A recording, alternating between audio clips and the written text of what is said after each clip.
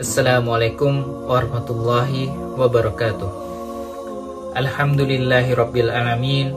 Wassalatu wassalamu ala asrafil anbiya'i wal mursalin wa ala alihi wa sahbihi ajmain, amma ba'd. Insyaallah kali ini saya akan mencoba membawakan sirah tentang salah seorang yang masa lalunya gelap gulita, tetapi setelah mendapat hidayah dari Allah Subhanahu wa taala, bahkan beliau menjadi rujukan para ulama di masanya. Salah seorang yang di masa lalunya ditakuti oleh orang-orang karena kejahatannya, tetapi setelah taubat dihormati karena ketawaduannya. Seorang yang di masa lalunya dihindari pertemuannya oleh para kafilah dagang, tetapi setelah taubat dikejar-kejar, dicari-cari untuk ditimba ilmunya. Nama beliau adalah Fudail bin Iyad. Fudail bin Iyad atau terkenal dengan sebutan Syekhul Islam, Imam Ar-Rabbani, Syekhul Hijaz, lahir pada tahun 107 Hijriah di Samarkand, Uzbekistan. Di masa lalunya Fudail bin Iyad merupakan perampok yang sangat ditakuti. Dia merampok sendirian. Dikisahkan bahwa dia mampu mengalahkan 10 orang sendirian. Daerah operasinya adalah jalan utama di antara Syarakas dan Abyur. Orang-orang, para kafilah dagang saat itu, lebih memilih untuk berputar jauh daripada harus melewati jalan ini. Karena kenapa? Ketika menjalankan aksi perampokannya, dia tidak akan membiarkan korbannya hidup, karena dia akan membunuh dulu korbannya, baru mengambil barangnya, dan tidak pernah kena ampun. Suatu saat, Fudail bin Iyad jatuh cinta kepada seorang wanita dan berusaha masuk ke rumah wanita tersebut dengan memanjat tembok. Ketika dia memanjat tembok, dia mendengar ada seorang sedang membaca ayat suci Al-Quran, surah Al-Hadid, ayat 16, yang artinya adalah, belum tibakah waktunya bagi orang-orang yang beriman untuk tunduk hati mereka mengingat Allah dan kepada kebenaran yang telah turun kepada mereka. Dan janganlah mereka seperti orang-orang yang sebelumnya telah diturunkan Alkitab kepadanya. Kemudian berlalulah masa yang panjang atas mereka, lalu hati mereka menjadi keras, dan kebanyakan di antara mereka adalah orang-orang yang fasik. Ketika beliau mendengar ayat ini, hatinya seperti terhunjam tombak, dadanya bergemuruh, air matanya berlinang, dan beliau tersungkur turun dari tembok. Seketika beliau tak tahu arah kemana mau pergi, dan beliau berjalan terus di kegelapan malam tanpa tahu arah tujuan. Sampailah ia di suatu masjid. Dia masuk dan menangis meraung-raung mengingat masa lalunya yang kelam. Sampai datanglah waktu subuh ketika orang-orang datang ingin menunaikan sholat subuh. Orang-orang tidak berani masuk karena dilihatnya di dalam ada Fudail bin Iyad, sang perampok yang ditakuti semua orang. Sampai akhirnya orang-orang berkumpul dan memutuskan untuk mengutus seseorang untuk masuk dan menanyakan apa keinginan Fudail bin Iyad di masjid mereka. Karena saat itu tidak terlintas sedikit pun di pikiran mereka kalau Fudail bin Iyad datang untuk beribadah. Dan setelah ditanyakan, masih dengan wajah berlinangan air mata, Fudail bin Iyad mengatakan kalau dia ingin bertaubat. Barulah para jamaah masuk, menyalaminya dan menunaikan sholat subuh bersama. Setelah taubat, beliau belajar dari banyak guru, dari ulama-ulama besar pada zamannya. Salah satunya dari Yahya bin Sa'id al-Ansori, yang merupakan guru dari Imam Malik. Karena ketekunannya menuntut ilmu, bahkan dia sendiri menjadi referensi dari para ulama di masanya. Beliau termasuk salah satu dari guru Imam Syafi'i, Sufyan al-Thawri, dan masih banyak lagi ulama di zamannya yang berguru kepada beliau. Sekarang mari kita soroti kehidupan beliau setelah taubat. Banyak kisah yang menceritakan bagaimana ketawaduan beliau, bagaimana sedihnya beliau ketika mengingat masa lalunya yang kelam. Bahkan dikisahkan siapapun akan sangat iba apabila melihat beliau sedang menangisi masa lalunya. Bahkan pernah sampai tidak sadarkan diri. Jenggotnya yang lebat akan kuyup dibasahi air matanya. Suatu saat pernah beliau berkata kepada muridnya Muhammad bin Hatim, andai kata aku diberikan pilihan setelah mati nanti dua pilihan. Yang satu dibangkitkan kemudian masuk surga, dan yang satu lagi tidak dibangkitkan selama-lamanya, maka aku akan memilih untuk tidak dibangkitkan selama-lamanya. Kemudian muridnya bertanya, "Kenapa ya guruku?" "Karena aku malu kepada Allah atas perilakuku selama ini."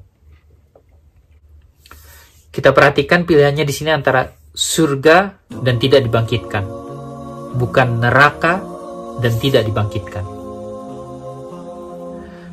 Di lain waktu, ketika beliau sedang menunaikan haji dan sedang wukuf di Arafah, jamaah haji ketika wukuf di Arafah akan berdoa seharian. Tapi saat itu Fudail bin Iyad tidak berdoa. Beliau hanya duduk bersila sambil menaruh tangannya di pipi termenung sampai tiba saatnya jamaah haji beranjak menuju Mina.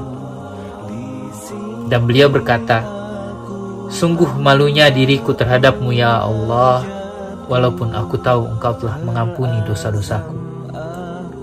Di sini kita bisa lihat ketika takwa itu sudah ada di dalam diri, keagungan Allah mengalahkan segalanya, bahkan mengalahkan rasa takut kepada Allah. Ketika beliau sedang menuju ke masjid dari rumahnya untuk sholat asar, di antara rumahnya dan masjid ada sebuah rumah. Sambil berjalan, beliau mendengar ada suara keras dari dalam rumah, di mana ternyata itu adalah suara ibu dan anak di dalam rumah itu yang sedang bertengkar. Kemudian ketika beliau tepat lewat di depan rumah itu, pintu terbuka. Dan sang ibu menyeret anaknya keluar dan menutup pintunya. Dalam hatinya, beliau bertanya-tanya, kesalahan apa yang dilakukan anak ini sampai sang ibu begitu marahnya? Tapi beliau tidak mau ikut campur. Kemudian menunaikan sholat asar, berzikir, dan seterusnya. Setelah selesai, beliau kembali menuju rumahnya. Dan dilihatnya dari kejauhan, sang anak sedang mengetuk-ngetuk pintu sambil memanggil ibunya dan mohon maaf. Dan tepat ketika beliau ada di depan rumah itu, pintu itu terbuka lagi, dan sang ibu memeluk anaknya dengan penuh kasih sayang dan mempersilahkan anaknya untuk masuk. Saat itu beliau tersungkur berlinang air mata melihat kejadian itu. Hatinya begitu sensitif dengan segala sinyal hidayah dari Allah. Beliau menuliskan kisah ini di salah satu riwayatnya. Beliau berkata, "Kalaulah seorang ibu, sebesar apapun kesalahan anaknya, maka sungguhnya sang ibu punya hati yang lebih besar daripada kesalahan anak tersebut. Apalagi Allah Azza wa Jalla yang sangat mencintai hambanya yang bertobat, walaupun kesalahan sebesar gunung sekalipun." Bahkan di beberapa hadis digambarkan, gembiranya Allah terhadap hambanya yang taubat lebih gembira melebihi orang yang kehilangan tunggangan pembawa bekal makanan dan minumnya di padang pasir yang luas. Dan saat itu, orang tersebut sudah putus asa dan bersandar di bawah pohon kurma dengan perasaan putus asa. Tetapi kemudian tiba-tiba tunggangannya tersebut sudah ada di sampingnya. Bayangkan, kita ada di padang pasir yang luas, kemudian tunggangan kita yang membawa bekal makanan dan minuman tadi tiba-tiba hilang. Kita sudah tidak tahu bagaimana akan bertahan hidup di padang pasir yang luas. Saat itu, tunggangan itu kembali. Pasti kita akan bahagia luar biasa. Dan Allah lebih bahagia dari itu semua ketika ada hambanya yang bertobat. Kisahkan bahwa Fudail bin Iyad bertobat ketika usianya sekitar 40 tahun.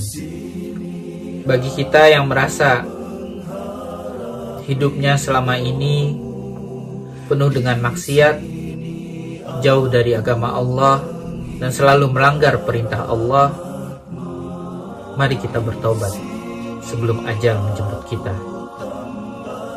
Karena jika ajal sudah menjemput kita, taubat kita sudah tidak berguna lagi. Lupakan masa lalu yang gelap, tataplah masa depan. Berjanjilah kepada diri sendiri, mulai sekarang saya akan memperbaiki diri. Saya akan menjadikan dinul Islam sebagai kerangka saya dalam menjalani kehidupan saya sehari-hari. Jangan pernah merendahkan orang-orang sekitar kita yang masih jauh dari Islam. Karena bisa jadi ketika Allah memberikan hidayahnya kepada orang tersebut, dia lebih dicintai oleh Allah daripada kita. Siapapun Anda dan sekelam apapun masa lalu Anda,